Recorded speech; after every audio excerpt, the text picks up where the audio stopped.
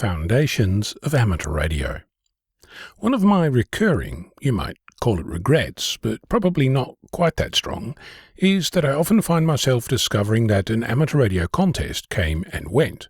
Or worse, I found out on the day, preferably at midnight UTC, when many contests start, which happens to be 8 a.m. Saturday morning where I live, right when my weekly radio net for new and returning amateurs, F-Troop, begins.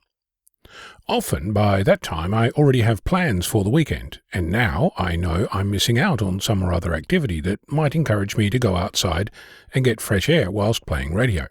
Don't get me wrong, it's my own responsibility to manage my time, but that doesn't explain what's going on. So I started exploring what might be causing this.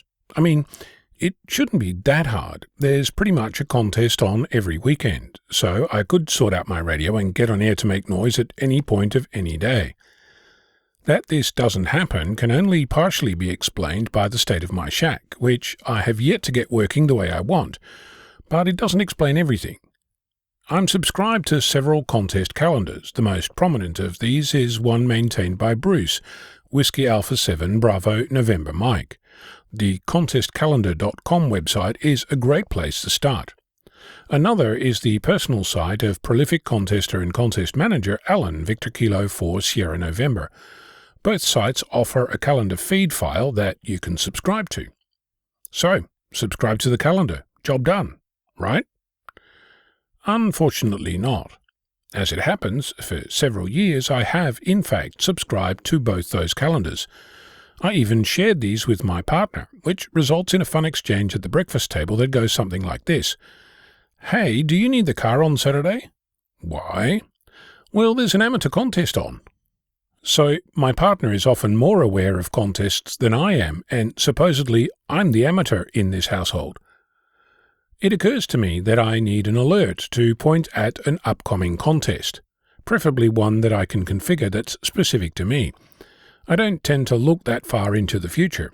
I have plenty of stuff that needs to happen today without worrying about next month.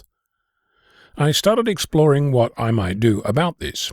Be the change you want to see. So I contacted Bruce and asked what views he might hold on the addition of an alarm in the calendar file he publishes. I also asked if there was a way to configure what contests are visible in that file.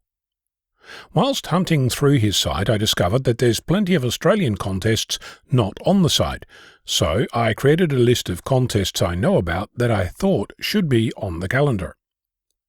I might point out that Bruce's job isn't easy. Trying to get information out of contest managers can sometimes be like powering a spark gap transmitter using a push bike. Here's an example of one contest that has an algorithm to determine when the next contest is. I kid you not. There's a winter, spring and summer version of this contest. For winter, when the June solstice is on a weekday, Monday through Friday, the weekend following shall be the weekend of the event. If not, that weekend shall be the weekend of the event.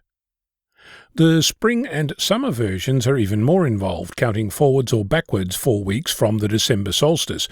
It helpfully includes a link to the solstice dates for this century, because really, that's how the dates are determined. If I'm feeling particularly sparky, I might even make a calculator, since the contest manager for that contest hasn't announced the dates for the next contest. Though my previous experiences whilst attempting to calculate moon bounce windows using the Python AstroPy package was challenging. I did find PyFM, which has several solstice and equinox functions. So, now all I need to do is make my shack work as I want it, bolt a radio back in my car, win lotto and something else. I forget what. I'm Ono, Victor Kilo 6, Foxtrot Lima Alpha Bravo.